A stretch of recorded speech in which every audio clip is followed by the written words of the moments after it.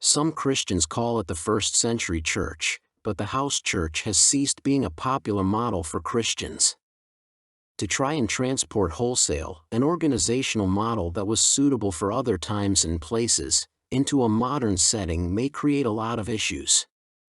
Modern Christianity is composed of technically literate populations.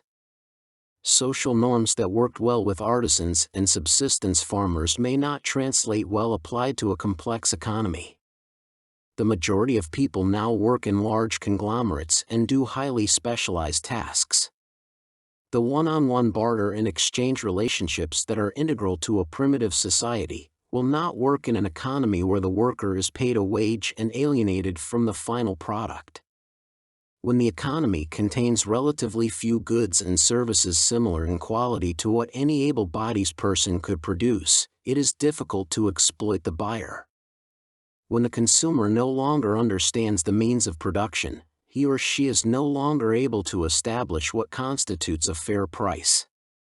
When populations are mostly of a few dozen peoples and even the cities are composed of neighborhoods in which residents know each other, security and trust is less of a problem. Our larger cities and alienated workplaces have made the creation of complex economies possible but have increased the sense of isolation. We are to a much greater extent strangers to our neighbors, and they are equally unknown to us. This did not need to happen. But as we mistrust our neighbor, the more we rely on the state to be a mediator and broker. We do not love our neighbor as ourselves, if our relationships are filtered through the power needs of the state. If we are regulated, we are not living in faith. The state cannot do anything or help anyone unless it can obtain the necessary resources from the market, as it produces nothing itself. The problem with power hierarchies is that they are not only self-perpetuating, but they also exacerbate the dichotomy between the upper and lower levels. Jesus did not start with 12 disciples without a reason. 12 is a convenient number for a council or small group. If we want progress, we have to begin with a strong foundation. We must begin with what we have and can do, not with something that belongs to another. There has to be accountability for what we do and what we benefit from. Mankind is not the measure of truth, nor is truth attached to how we feel. A lie is not defined by what triggers us. This is why we need markets. Markets are where buyers and sellers meet. The free market is a market without any regulation, but the market cannot function without boundaries or parameters. This is not to say the state is the answer to an unregulated market, but anarchy is not the solution either. The church is a particular model of organization. The congregation owns the means of production. We are stewards of our political jurisdiction. Congregational markets are economies specific to a jurisdiction. Indeed, it's not entirely correct to talk about a single economy or market when discussing congregates. The idea of the free market and free trade attempt to universalize trade, but this is not possible. Trade is between individuals, and individuals are localized in a cultural setting. Congregationalists recognize 12 economic sectors, each with its own internal divisions and specialties.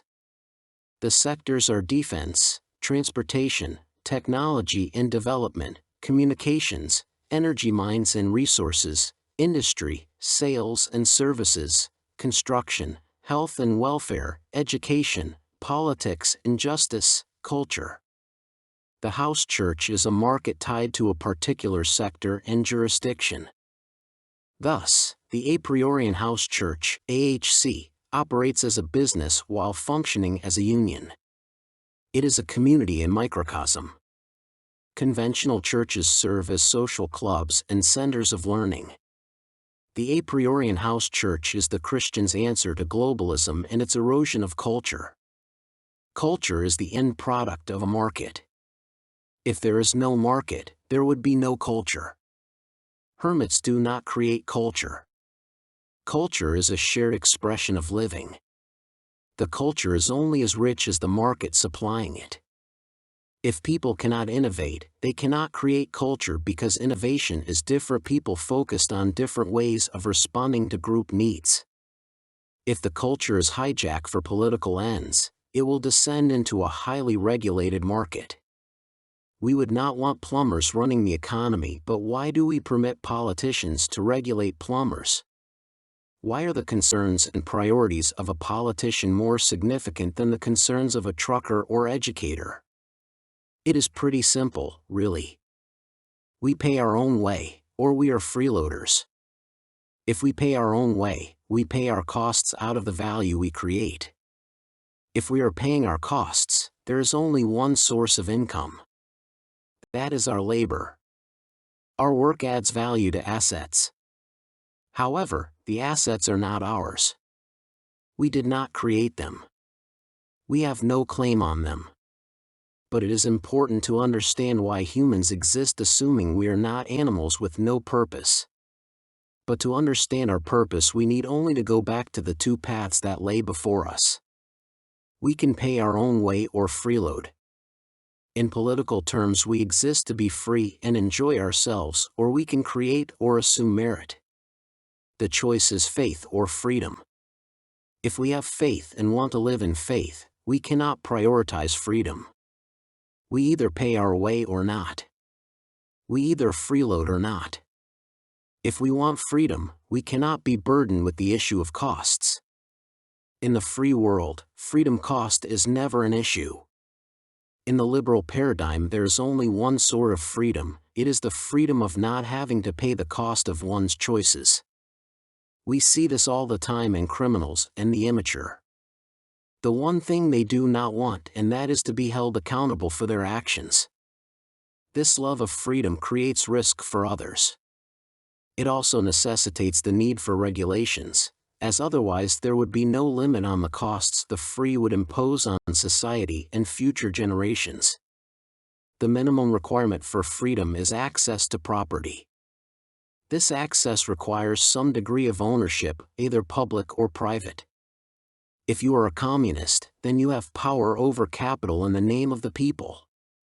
If a capitalist, you have control of capital in the name of profit. But in either case, the authority over property enriches you and gives you more options than you would have had you not held this position of authority over the disposition of property. The very love of freedom precludes concerns over the merit of what you do. Costs are not permitted to hem in our freedom. The free are spontaneous and do not count the cost of their actions. Indeed, the love of freedom is a reaction to the fear we have of the freedom of others. If we had faith in others, not only would fear not be an issue, but we would also not be concerned about the costs that others might be creating. We have faith in people who have merit, not in those who are free. The church is a social model that justifies faith because it is built on merit. However, to justify faith, we need to live up to our obligations. We need to be trustworthy. Those who mock faith are not people to be trusted. To have faith in God requires us to have faith in the people of God. To live in faith is to justify faith. Apologists are not just people who justify Scripture.